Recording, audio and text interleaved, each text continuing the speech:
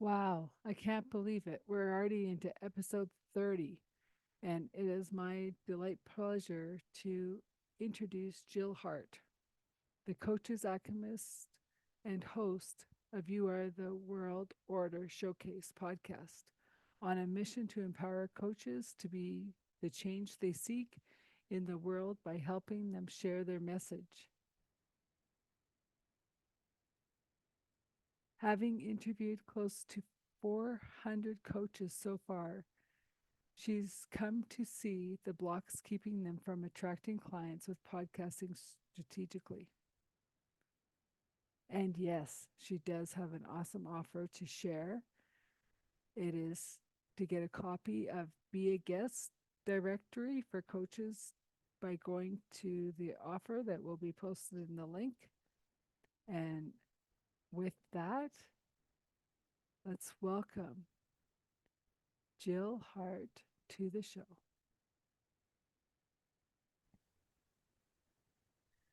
So, Jill Hart, you're on the show. I'm so excited to have you with us.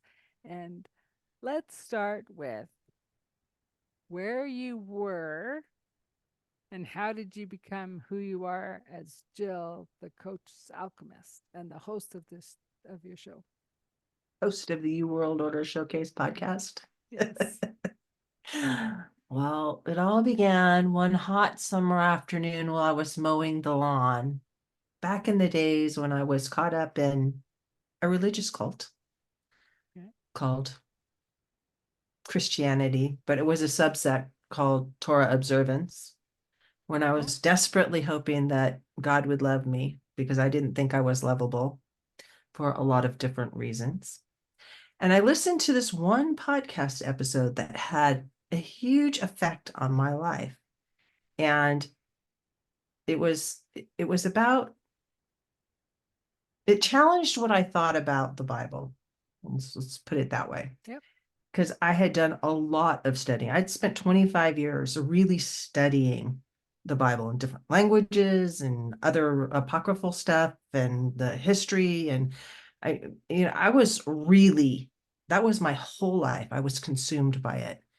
There was a time when I covered my hair, I wore only dresses, I didn't do Oh, wow. Christmas. I mean, when I talk about cult, it's not like your vanilla flavored Christianity like a lot of people have. This was like, I am going to do everything that I'm supposed to do and nothing that I'm not supposed to do. And it was driving me crazy. I mean, literally, people were like, you need help. And when I realized that I had been allowing myself to believe a lot of things that weren't really true about the world, that I was creating this reality for myself and that I could uncreate it. Mm-hmm. My whole life changed. I became happy. I got a tattoo.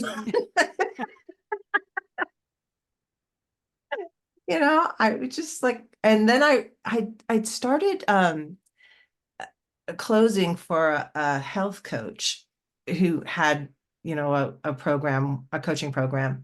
And I was talking to all these people that were trained to be health coaches. And I was just like, wow, you are the change that's coming. And yeah, I just knew that I needed to have a platform where they could get their voice out and their message out. Because I think truly the coaches out there that are stepping up and saying, hey, I figured out this solution to this problem that a lot of us are facing. Menopause is a good example. When I just went into menopause, I called my mom and she gave me like really bleak information and not very good advice. And now, the people that are hitting menopause, they're prepared. They know what's coming. They know how to get help. They know what to do. It's just like, and they know that there's hope on the other end. I mean, if you like fix your diet up, it's not so bad. Well, and it's very interesting because I'm hoping to have Dr. Victoria on the show Mhm, later. And her whole, like, if I could sum up her whole thing, and she was a medical doctor who left her practice mhm, um, to help all people, not just the few that were in her practice. Everything comes down to hormone. Mhm. Male, female, young, old, it doesn't matter whether it's acne, menopause, overweight, eating issues, like brain function. And I was like, what? And she goes, hormones. How many doctors don't even check your hormones? If they do, they try to do a blood test, not a saliva test. And hormones come in pairs. That's why we call it balancing. Well, they actually come in four different hormones. So, anyways, I'm not a doctor. I'm not going down there, but I'm just saying.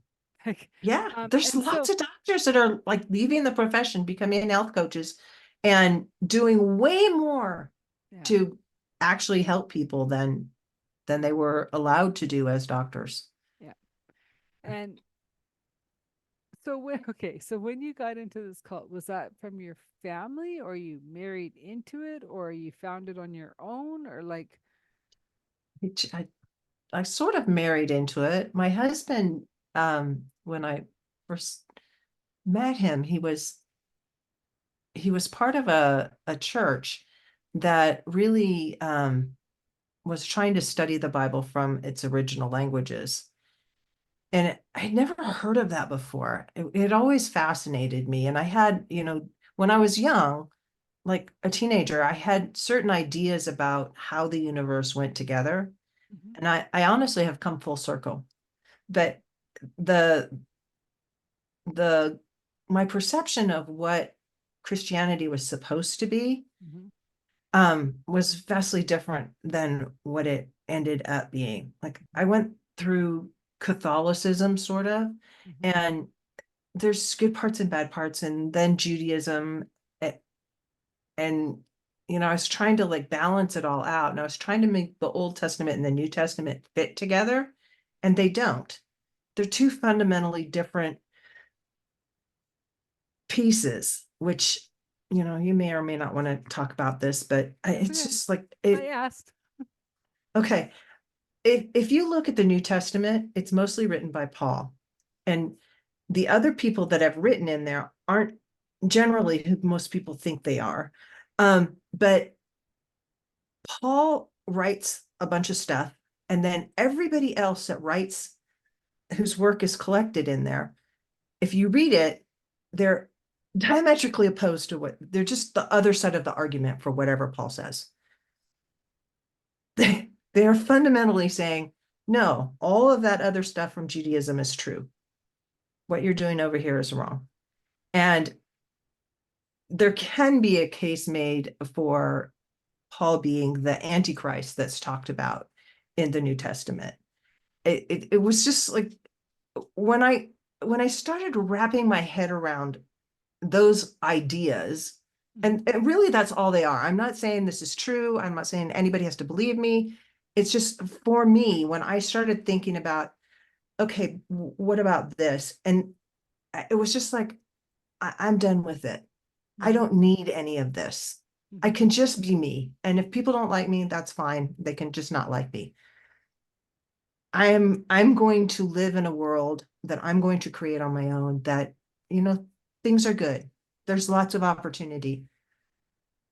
Well, and it's interesting that you brought the Bible up because I've been in many conversations. I used to run women's Bible study. I used to, Mhm. and I'd be like, what? What? Like, what?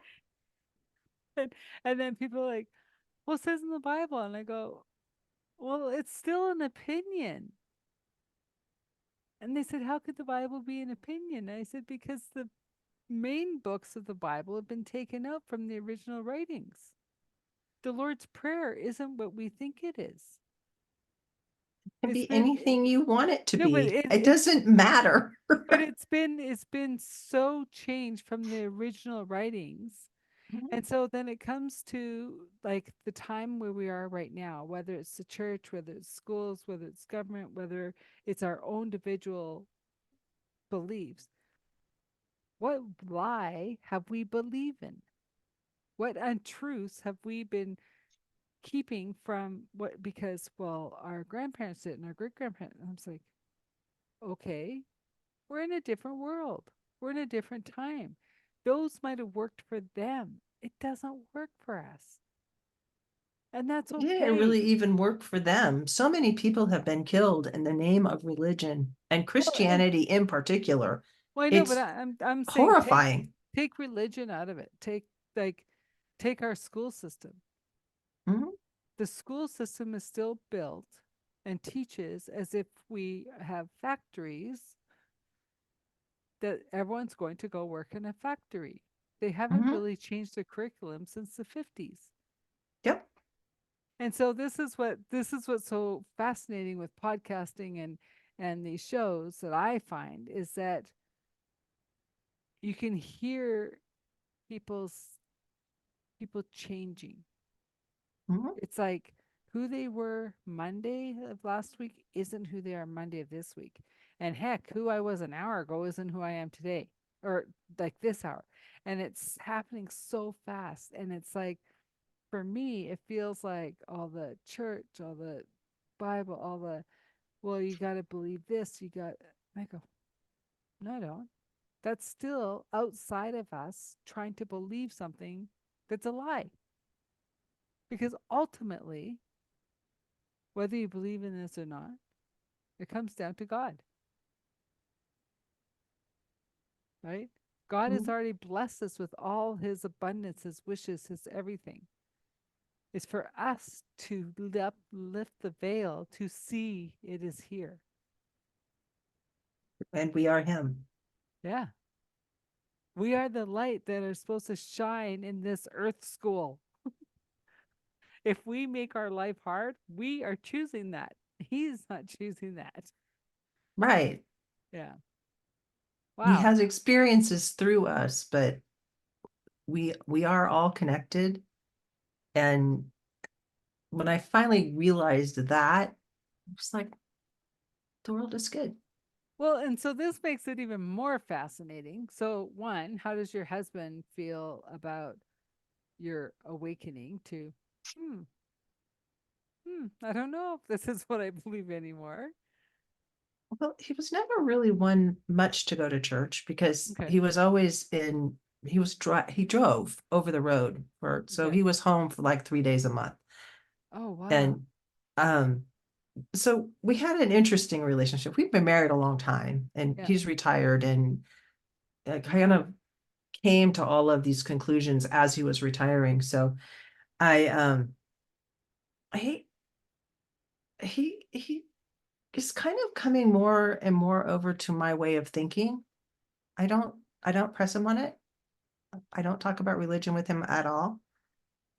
Well, and so And that even makes it more interesting. So, you're doing what you called the cult, right? This religious thing, you're doing your thing, and he's off counting the miles down the highway, yeah, right?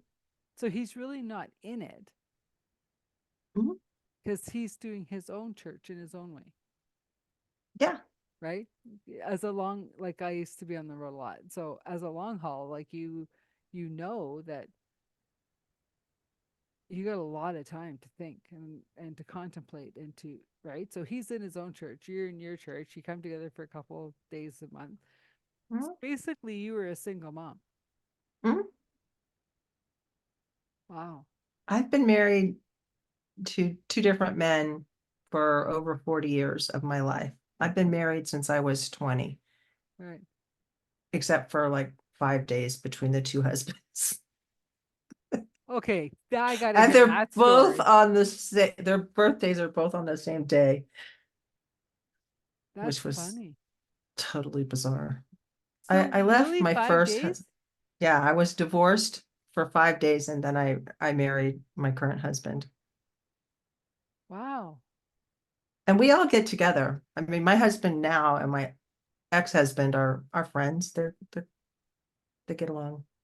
Well, okay, so that brings us to what we were talking before we started, is it's all about the unity, right? Mhm. And and there's nothing better if you have to have divorce that you're all friends.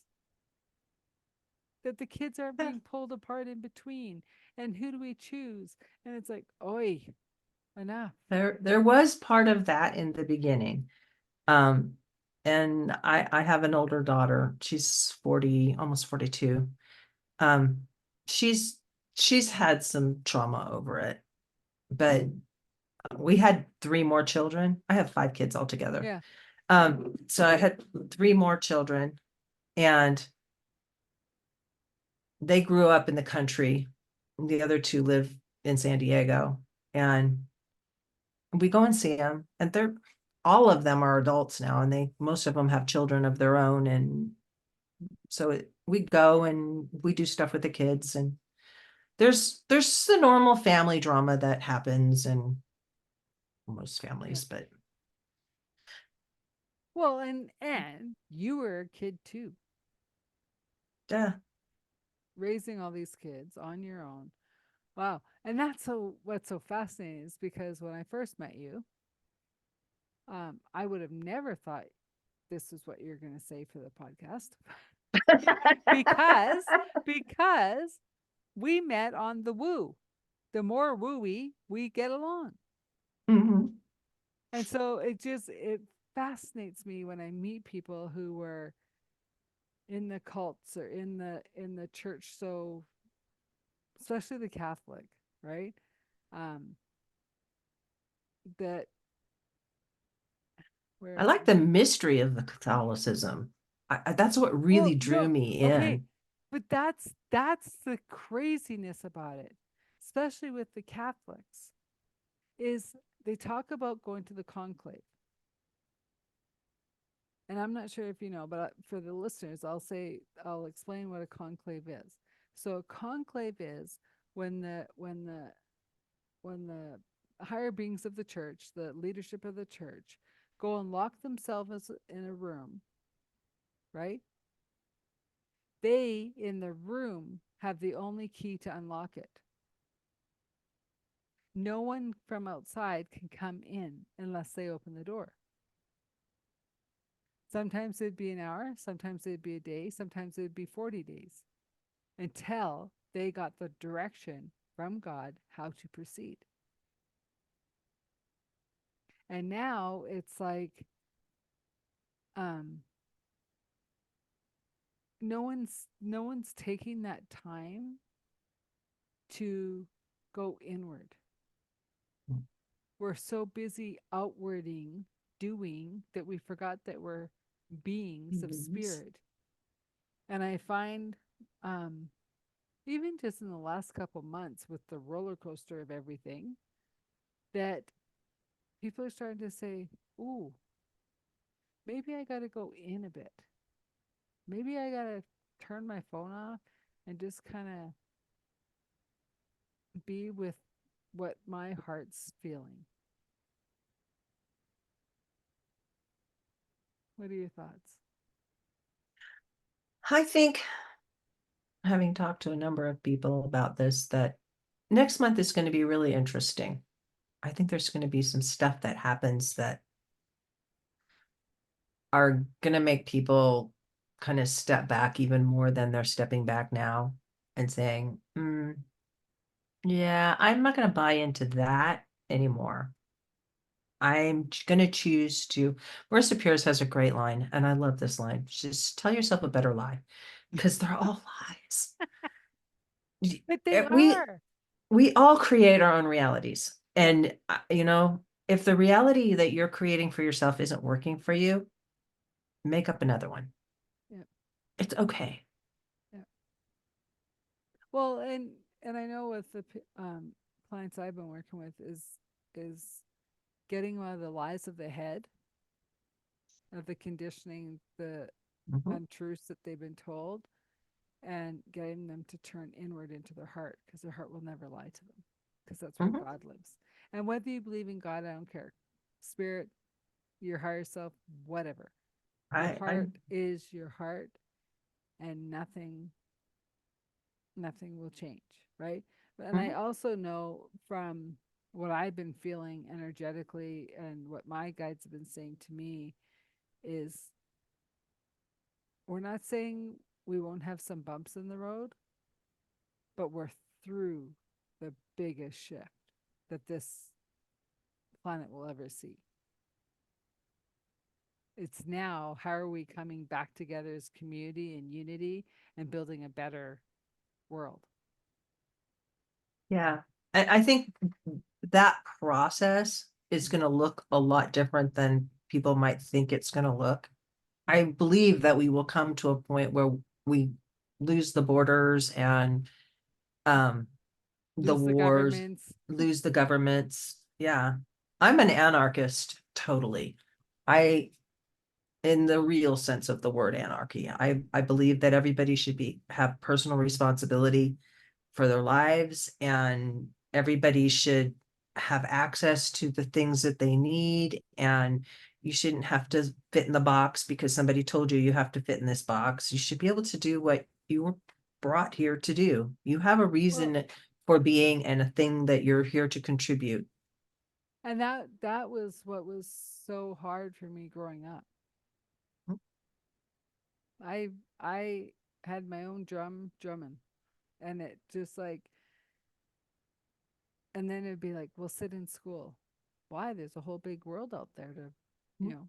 And then it was even the simplest thing as, because of my name, I always got put at the door.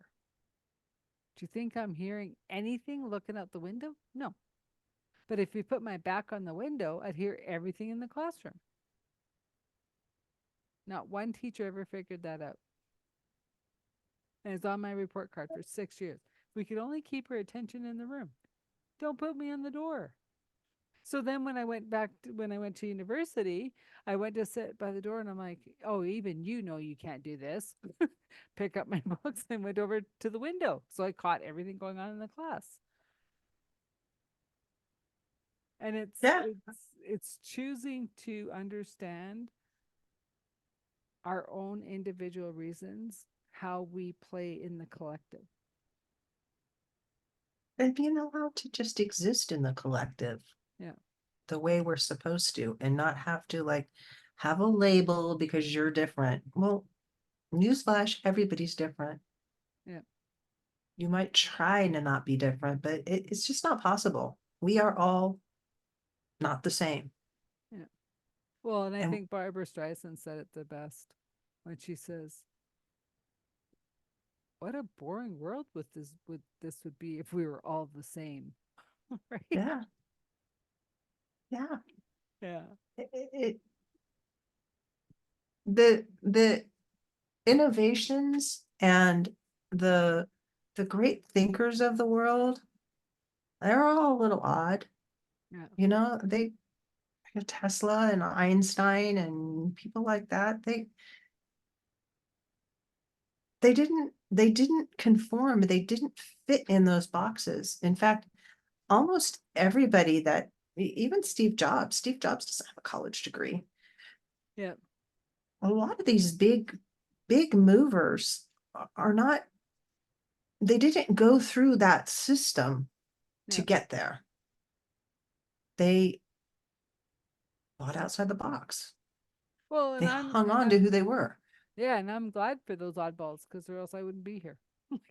I was like, oh, see, there's other people like me that just, you know, have their own drum beating and it's okay. Like Mhm. every every world needs all of us to work together in unison, and and it's also for me, I've never felt like I was born for a time better than right now. Yeah. Like for the And first half of my life, I was like, what am I doing here? I don't get it. Right? do you remember the 70s? Mm-hmm. Oh, it's yeah, lung. Yeah. I to this day, I still think of the 70s. When I think of the 70s, I think of khaki, that sand brown. Oh, It was like I wanted to be part of the 60s. I wanted to be a teenager in the 60s because things were happening then. It didn't seem like anything was happening in the 70s. But it was a time of kind of transition mm-hmm. because some big things actually did happen Yeah. that we had to go through as a collective, and mostly around women and other ethnicities. Um, Well, it's a very empowering time. it was, Yeah. but it also was kind of disempowering in some ways. And we were trying to figure things out. Hmm. And, we went from the old chivalry model where women were chattel to women could do things, but then it just like all got piled onto women. And there was all this rampant divorce, and guys were just like, oh, free sex, I don't have to be married. Yeah. And that destroyed a lot of lives. But I think we've kind of reached um, a better equilibrium on that with the bringing in of the word boundaries, and the idea that we can come up with our idea of manners. I think boundaries is just another term for manners, and manners are just things that you did so that you could be in society and everybody knew what to expect. So Hmm. we call those boundaries now. We let people know this is what I expect from people that I want to interact with. And I would appreciate it if you would kind of let me know what your boundaries are so that I can coexist with you, and we can have, you know, we can be comfortable together. But for a long period of time, like a couple decades, people didn't know how to interact with each other. And there was a lot of fighting because of that, I think, Hmm. even on interpersonal levels. Well, But like for me growing up, like I think I'm a little bit younger than you. It was more like I'd see my babysitters, right? Mhm. Who were like, well, I want a career, but do I want to even get married? Well, am I having kids? Well, I don't know. How do you have it all? And then I'd be like, Yeah. well, you can have it all. And then I saw it like in my parents, like um my mom was fortunate to be able to stay home with us, Mhm. and she had her thing and my dad had his thing, and we were, adjusted, whatever. And then when we moved, she's like, well, I'm not sitting out in the country by myself all day. Like, and so she went to work Mhm. because we would leave from the bus at 20 to 8 and wouldn't come home till 4:30 from school. And so she's like, well, I'm not going to go stir crazy. So she went back to work. And it's even recently I was having this conversation with my sister, and she's like, well, no one worked. And I said, Mom was the only one that didn't work. And she goes, what are you talking about? And I go, everybody worked. In her mind, none of our aunts and uncles, none of our friends' families worked. Oh, Interesting, right? interesting. Because they were working split shifts, weekends, when, like whatever, right? Like there was always a parent home, but they never thought the parent that wasn't home wasn't working. So yeah, it was quite eye opening. I'm like, hmm, okay, I don't know where she grew up, but like, so no, like In the house that we both lived in, I this know, is what the reality but was. we had two different lives, absolutely two different lives, and it's really funny, like, right, where and so it's interesting to see like kids coming now, like, 'cause the old saying used to be, women can have it all, it just might not be all at once.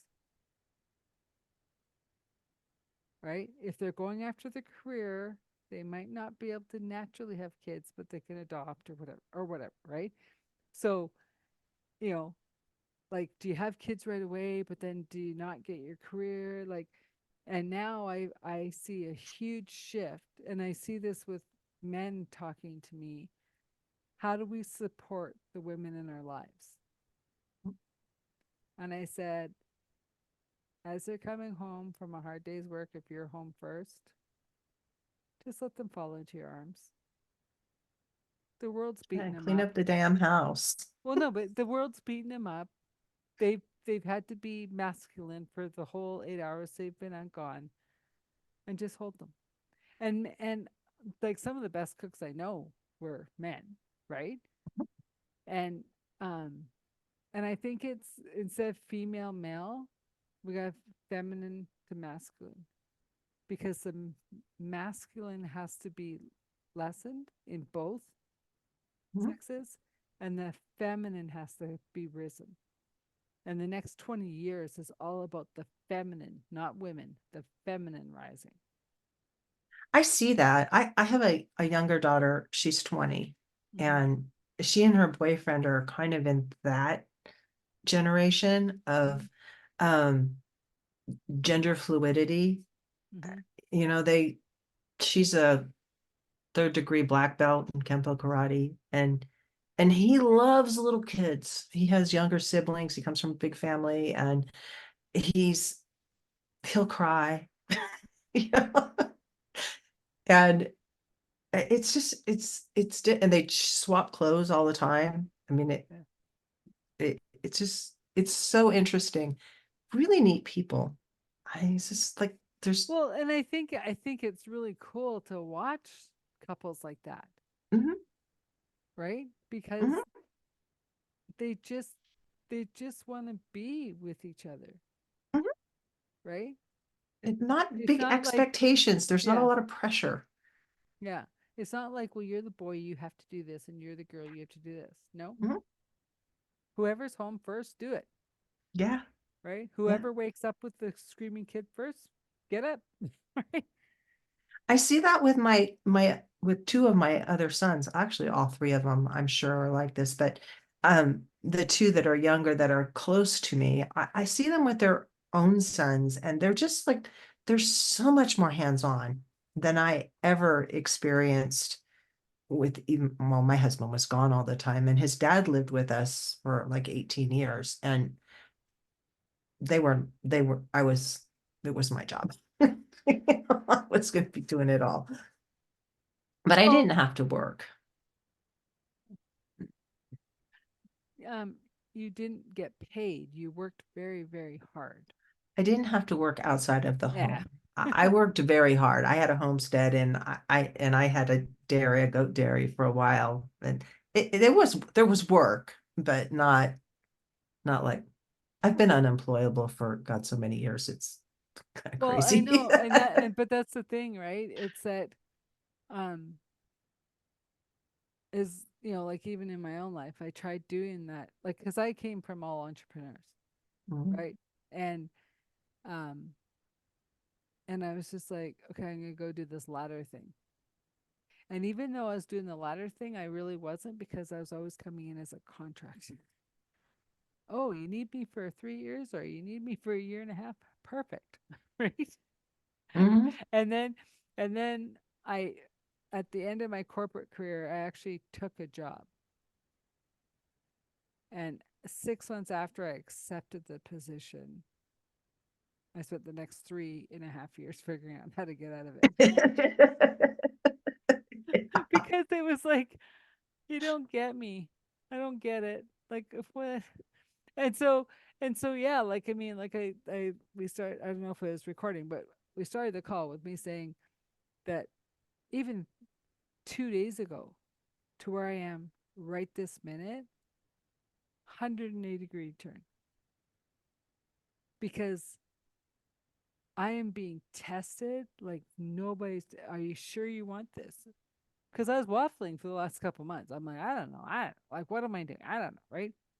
And I literally like was walking and walked into a brick wall of, are you ready? And I was like, holy crap. This is there's it's either yes or you like I don't even know what no was gonna be. And so I said yes. I'm ready. Just gotta do it. And it's like everything's changing. Everything and I know this podcast is growing on its own because it's just the way they do. Like you'd probably say that too. Mhm. That um the people who are awake and who want to grow in the unity of what we're creating, a better sustainable life, a better world, more loving and kind and generous, and there's enough for all because that's Mhm. what we've been given. It was us that kept us back. It was us that kept on putting the veils on or the fear or whatever, and the Mhm. unworthiness, right? Like Yep. that has been a universal, I don't care what part of the country, the world you live in, we all had that at our core. Mhm.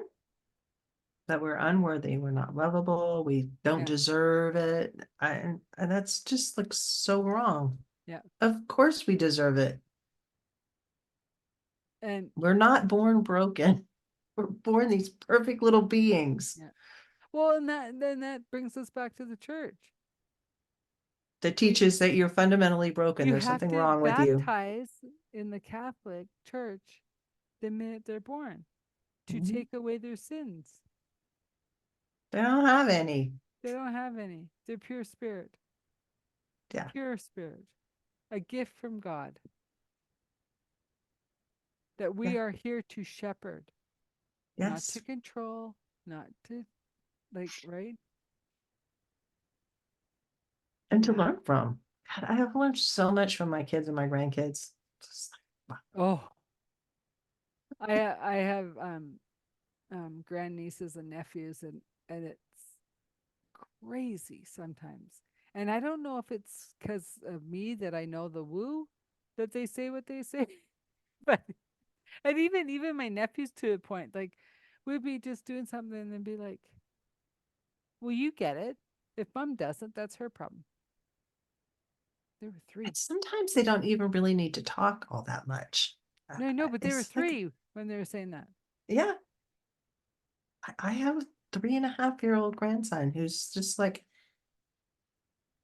he talks, but he doesn't really need to talk. He doesn't need a lot of words because you just understand what he wants. It's like, Yeah, yeah, and they're so beautiful to watch. Like I wish I was closer, but whatever. um, they are lots of fun. Well, yeah, well, because I never had kids of my own, so my nephews Mhm. were the closest I'll have as kids, and I did help raise them when they're little, really little. And then the next set, I'm just like, I know you're only 5 hours away, but that could be 5,000 hours away, right? You know. 5 is just a little outside the travel comfortably zone. Well, and yeah, and I mean, and then on top of it, like with the town that they live in is the perfect stop place for halfway from Calgary to Vancouver, Mhm. right? And so they can jack the hotel prices up to however much they want for a little. It's not even a nice hotel. It's a right, Yeah, and so it's like, oh come on, but that's okay. Everything in its time. That's why we have FaceTime. That's why we have Zoom, right? yeah, we have so much more available to us right now in terms of having relationships with people that are far away. Yeah, It's like yeah. when my husband first started truck driving, we didn't have cell phones. Mm. And when I had my third son or my third child, he he was on the road and he called me right after he was born. It was Oh, it was so cool. We still talk about it. But we so he couldn't was tell him that there was no way to let him know that I was going to the going to hospital or labor. anything. Yeah, Oh wow, that's it was pretty crazy. cool. Well, yeah, it's cool and crazy in the same.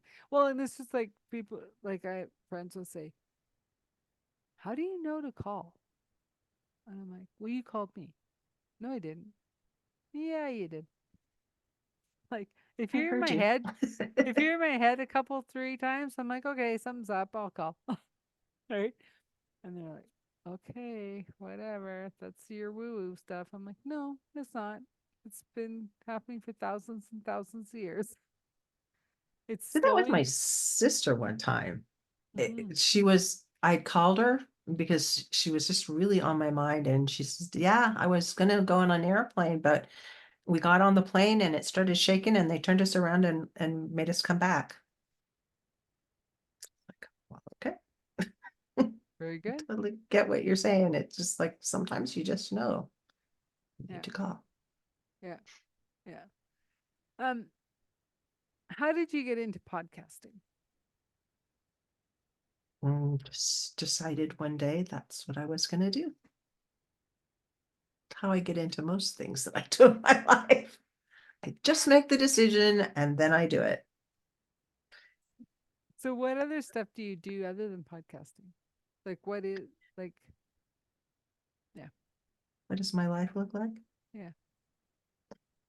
I I help coaches mainly get their voice out. That's my big thing. And I do it through a community that I have over on Facebook that's pretty active. And I do it through hosting them on my website or on my podcast. And I also do it through providing a directory for them to find places to be host or to be featured on podcasts, but also to get find guests to host on them. But I also coach them on what they need to know, the fundamentals for actually being an effective guest on podcasts. And it's mostly what I do. Cool. Well, yeah, because there's um I've been on some that were so fast I went, what? And it was over. And I was like, cool, I guess. And then others were just like, you're so engaged and you're like, how could the time be up? Like, are you joking? Like that was 5 minutes. Yeah. And I mean, and that even goes for like what I call the professional podcasters that have been around for 3,000 shows or whatever. Mhm. Um, some you're 5 minutes in going, yeah, not this one. Like it might be a good one, but no, you haven't caught me. If you don't catch me in the first 5, 10 minutes, I'm not listening to the hour and a half, right? Like, Yeah. yeah. And, and that, and I think it's very interesting how we're going back to the spoken word, even though it's through technology, because that's how civilizations kept on growing and expanding. And because of the spoken word, it was only Storytelling. some of the stuff that got up on the walls, some of the stuff that got written in their journals. It was the storytelling being passed generation to generation to generation. And I remember probably 20, 25 years ago saying, not, I didn't say it, but I heard someone say, it doesn't matter, we're going back to the native way. And I said, the native way? What are you talking about? Being gentle with the land, listening to the spirits, telling the stories, Mhm. being in community. And I'm like, oh yeah, okay. I'm all for that. Right. And keeping keeping the family unit, whether you're blood or not, alive. Like bring back that, Tribe, yeah, tribes. bring the tribe back. And the tribes can be global. One of the things that I love so much about the community that I have over on Facebook is that most of the people that are part of that community do not live in the United States, I know. all over the world. And I interview people on my podcast. It's from everywhere, like Yeah. Pakistan and I just like literally everywhere. I talk to people, and you know, we are we are all one. There Mm-hmm. doesn't there's just not that much difference between people. No. Yeah, we might have different customs and do different things. And I've lived in other places and I understand that, you know, not everybody doesn't do everything all the same way. But But even in those cultures, they don't all do things the same way. So it doesn't really matter. well, Just I used to be always say, nice. I used to always say, um, there's a reason there's 101 curries. Curry isn't curry. Curry's however you decide to throw it together, Yeah. right? And yeah, so and I always make the joke of like, because I've from the place I was born to the furthest out I've been, 15 miles, all on the Okay. same road, right? Yet, if you're coming from Zimbabwe, South Africa, Timbuktu, you'll find me. and I'll be your best tour guide and I'll set you up for everything in my city because I've only lived 15 miles from the place I was born. I travel and I love people and I love meeting people from around the world, but you guys are all coming to me. I'm home. Sometimes you gotta have the person Yeah. that's the home base. Yeah. And then And it there's was other funny. people that they just travel. Yeah. Um, when I used to be a tour operator, because I was just like, oh, I'm done with corporate. I'm done with all of it, right? I just got Mhm, to go play, get paid, and where better than our Canadian Rockies? And I was on this one tour with a small group of Germans. So it was really mhm. fun because there was like three single women and then they wouldn't go anywhere without me. And I'm like, oh, I got it. And they go, that's okay. We'll wait. And I'm like, okay. So, which was great. And then um, I was starting to think like, well, they're in a whole different budget category, right? Because one's a senior court judge and one's a lawyer and one's a business owner, and I'm like, I'm the bus driver. Where right? And they so they set the precedent the first night. So this trip we're on a scavenger hunt. I go, for what? The best burgers in every place. And I'm like, oh, they're even in my budget. Like they're not looking for steak and champagne and everything. Lottie does. And it was so much fun. Like we laughed, we cried, we had so much fun, you know? And then I'd be like with the tour director, I'd be like, oh, hang on. And he goes, we're not going anywhere without you. And I'm like, but I don't like being late. And he goes, who's being late? And then all of a sudden my you're the one that stress, like, because you have some tour directors that are tapping their um their watch, right? And I'm like, a minute's not going to be a big deal. And he's like, whatever. Do you need more time to do something? I said, no, I'm good, thanks. Yeah. that's very cool. Yeah. And so it gave me perspective because the after that group of Germans, um, they said I was speaking to them in German. I said, no, I wasn't. And they said, you were answering us. And I'm like, I was? And they're like, uh-huh, you're in the conversation. I'm like, interesting. So I know I wasn't. It was coming through me. And I guess I understood to a point. But yeah, it was just funny. But it brings back perspective, right? Of if we have differences, be kind in the differences, right? If we have hardships, be kind in the hardships because you don't know when your hardship is going to be, when you're going to need, and I think that's one thing that we've really lost is the community of knowing your neighbors, Mhm. of if you need a cup of sugar, you're not going to go ask your neighbor right now, which is so sad. You're going to go and get like, yeah. Anyways. I think that has to do with where you live also, because I find that the community that I live in, I know all my neighbors. In Mm-hmm. fact, two doors down are my son's in-laws. Their parents. I see my daughter-in-law drive by all the time because Yeah. they own the local restaurant or one of the local restaurants, and it's just like people help each other in this community. So, Everybody you, knows each other, and so there's you're a one smaller grocery store. community. Oh yeah, we're Yeah. small. There's maybe 5,000 people that live here. Yeah. Well, I'm 1.4 million. Yeah, well, that's different. Yeah. And I still only stay to my one little corner.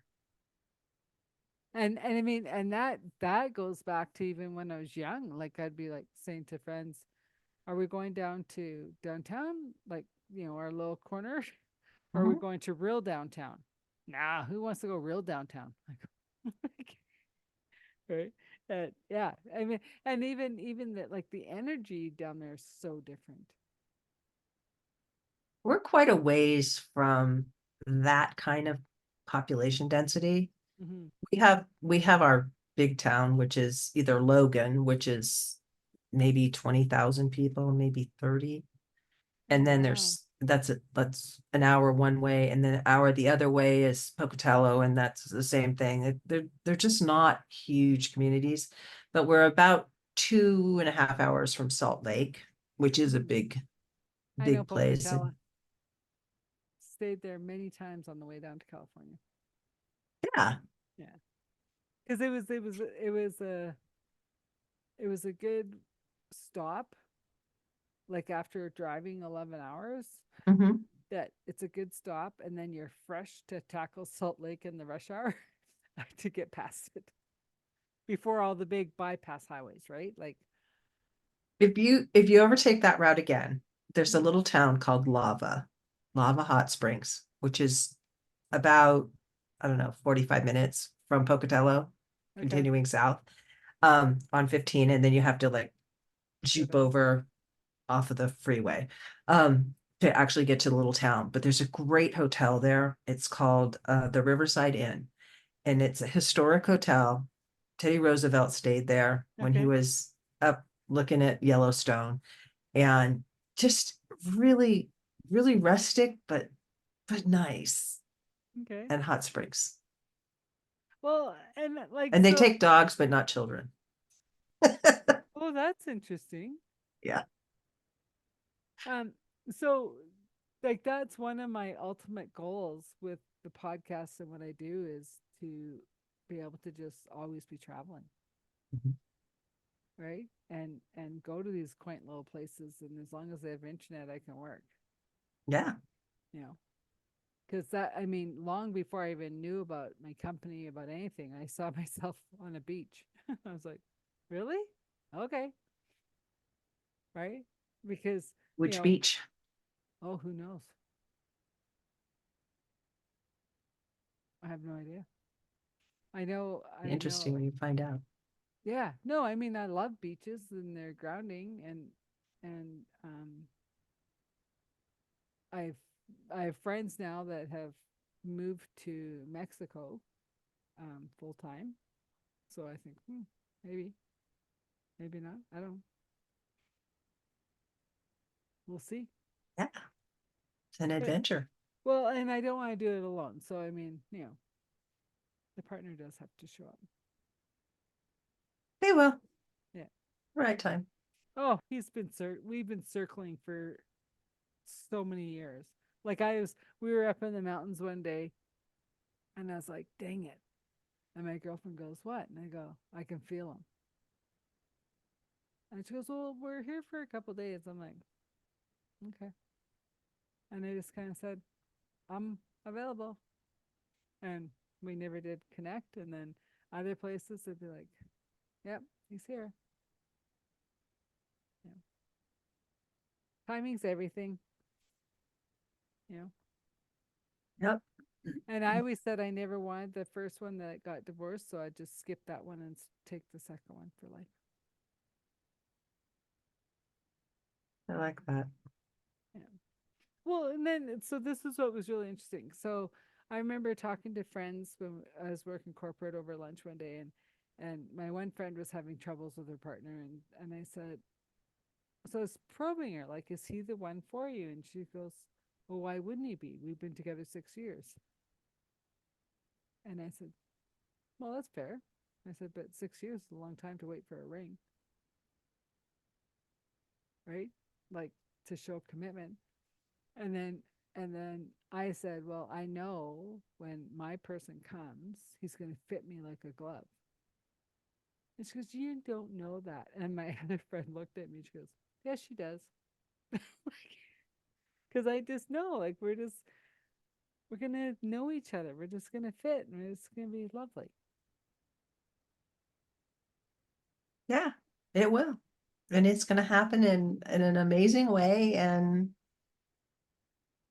Yeah. Because, yeah, he's circling. I don't know mm, how he's showing up, but he's circling. It's all right for me. So, as we're coming to the end of this wonderful conversation of like, woo the church, woo the cults, woo the, woo the woo woo. woo the world. Yeah, the woo world.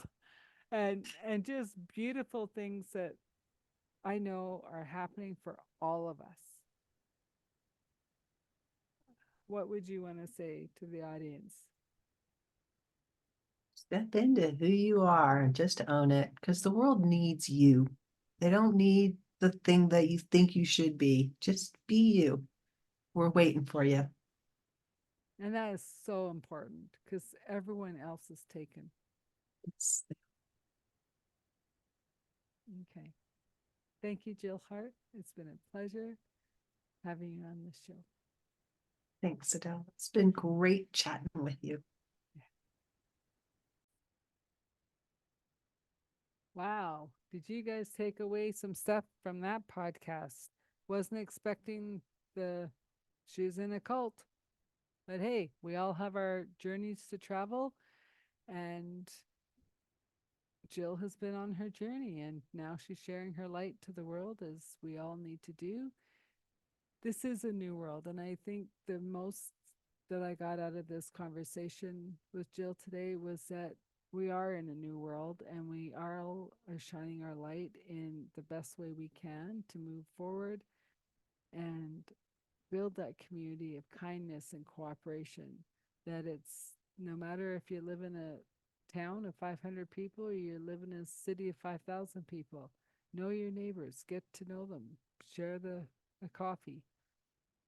Anyways, it was great to have Jill on the call. Everything will be in the show notes, and we'll see you next time.